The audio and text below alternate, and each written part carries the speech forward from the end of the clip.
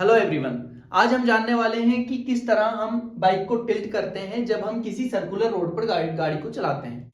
तो जब भी हम किसी सर्कुलर रोड पर बाइक को चलाते हैं, जैसे कि यहाँ पर आर रेडियस का सर्कुलर टर्न है, तो हमें बाइक को थोड़ा सा टिल्ट करना पड़ता है वर्टिकल से। तो हमें ऐसा क्यों करना पड़ता है? जब भी हम सर्कुलर टर्न लेते हैं तो हमें पता है कि बाहर की तरफ एक फोर्स आता है जिसको हम बोलते हैं mv²/r, that is centrifugal force.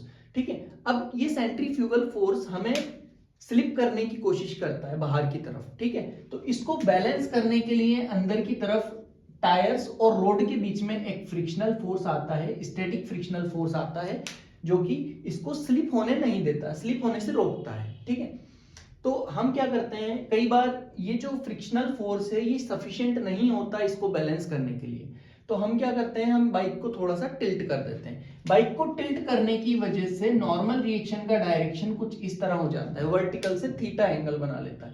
तो वर्टिकल से अगर थीटा एंगल बना लेगा तो ये जो नॉर्मल रिएक्शन का एक कंपोनेंट इस तरफ आएगा, ये फ्रिक्शनल फोर्स की मदद करेगा स्लिप होने से। ठीक है, तो ये स्लिप होने नहीं देंगे, इसलिए हम बाइक को क्या करते हैं, थोड़ा सा टिल्ट करते हैं। ठीक है, अब v² से हमारी बाइक चल रही है और ये आदमी और बाइक दोनों का मास, पूरे सिस्टम का मास मिला के मैं मान लेता हूं कैपिटल M। तो नीचे की तरफ एक फोर्स लगेगा, दैट इज कैपिटल mg। ठीक है, इसके कंपोनेंट कर लेते हैं n के।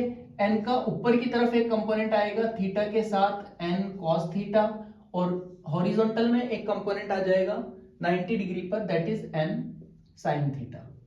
ठीक है, फोर्स बैलेंसिंग कर लेते हैं। सारी फोर्स बैलेंसिंग हम करेंगे तो अपवर्ड लगने वाला force is equal to downward लगने वाला फोर्स।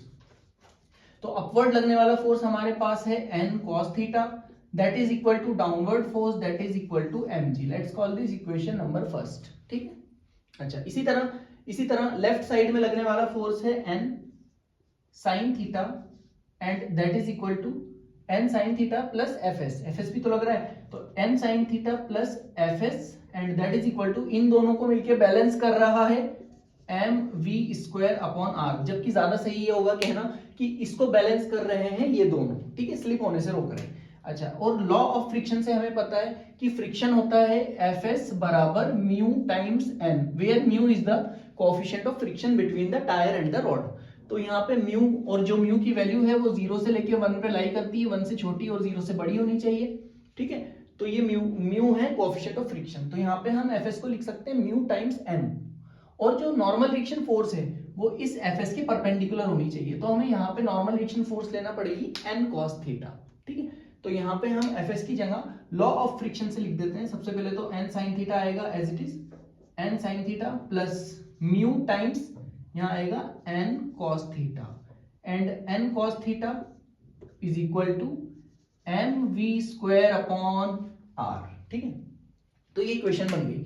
अब यहां से हम n cos थीटा को एलिमिनेट कर सकते हैं इक्वेशन नंबर फर्स्ट से, और n cos थीटा की वैल्यू हमारे पास हैगी mg। ठीक है, तो यहां से आ गया n sin theta plus mu, n sin theta plus mu, n cos theta की जगह हम लिख सकते हैं mg and that is equal to mv²/r। ठीक है, नेक्स्ट स्टेप में या इसी स्टेप में इस n की वैल्यू भी हम एलिमिनेट कर सकते हैं। अगर इक्वेशन नंबर फर्स्ट से हम n की वैल्यू निकालें तो n की वैल्यू हो जाएगी mg, और ये cos थीटा को डिवाइड में भेज देंगे तो mg/cos थीटा। ठीक है, यहाँ पे sin theta upon cos theta will be tan theta. तो नेक्स्ट स्टेप यहाँ पे लिखते हैं sin theta upon cos theta will be tan theta. तो यहाँ पे हो जाएगा mg tan theta plus mu times mg and that is equal to mv²/r, mv²/r। ठीक है, तो पूरी इक्वेशन में यहां से m से m कॉमन आ जाएगा और कॉमन निकल के m से m कैंसिल हो जाएगा। यहाँ पे भी दोनों तरफ g है तो g आ जाएगा कॉमन, ब्रैकेट में बचेगा tan थीटा प्लस म्यू। ठीक है, and that is equal to v²/r। तो r को हम इधर ले आएंगे तो ये हो जाएगा gr bracket tan theta plus mu is equal to v²।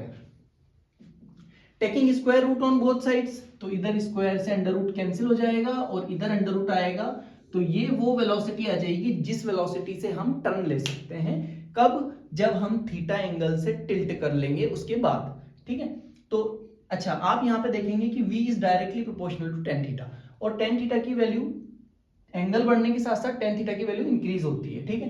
तो जितना ज्यादा एंगल हम टिल्ट करेंगे उतनी ज्यादा मैक्सिमम वेलोसिटी से हम बाइक को चला सकते हैं सर्कुलर रोड पर, ठीक है।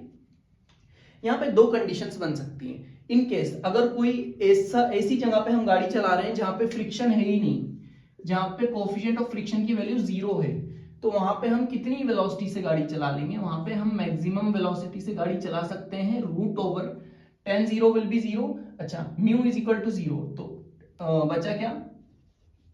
जी आर टेन थीटा। तो जब अगर फ्रिक्शन ही नहीं है तो हम कितनी वेलोसिटी से गाड़ी चला सकते हैं? जी आर टेन थीटा, ठीक है। और इन केस अगर हम टिल्ट ना करें, हम सीधे की सीधे गाड़ी को निकालने की कोशिश करें, जैसे कि हम कार चलाते हैं तो कार थोड़ी टिल्ट होती है, तो अगर कार का केस लेंगे हम, तो कार टिल्ट नहीं कर सकते अपन। तो सर्कुलर रोड पे जब हम कार को टर्न करेंगे तो उस केस में थीटा तो जीरो लेना पड़ेगा, तो ten zero will be zero. तो यहाँ पे वी मैक्सिमम, कार को हमें सर्कुलर रोड पर चलाना है तो कितनी मैक्सिमम वेलोसिटी से चला सकते हैं? That is equal to under root mu r g, क्योंकि टेन थीटा हो गया जीरो, क्योंकि टेन जीरो होता है जीरो, ठीक है। तो ये दो स्पेशल केस बन जाते हैं यहाँ पे। आई होप आपको अच्छे से समझ में आया होगा। तो यहाँ पे इस तरह हम, अच्छा ये एंगल भी निकाला जा सकता है यहाँ पे, अगर हम चाहें कि कितने एंगल से हमें टर्न करना है। तो अगर हम ये वाला केस लेंगे, तो इस वाले केस से क्वेश्चन बन सकता है यहाँ पे, स्क्वायरिंग बोथ साइड्स कर देंगे, this will become v square is equal to g are tan theta. तो यहां से अगर आप थीटा निकालना चाहते हैं तो g और r आ जाएंगे डिवाइड में, तो v square upon r g is equal to tan theta. और अगर मुझे टेन थीटा निकालना है तो मुझे थीटा को इस तरफ भेजना पड़ेगा, टेन को इस तरफ भेजना पड़ेगा, तो this will become tan inverse v square upon r जी। तो इस तरह हम थीटा भी निकाल सकते हैं कि कितने एंगल से हमें टर्न करना पड़ेगा अगर हम v वेलोसिटी से गाड़ी को चला रहे हैं, ठीक है। तो आई होप आपको अच्छे से समझ में आया होगा।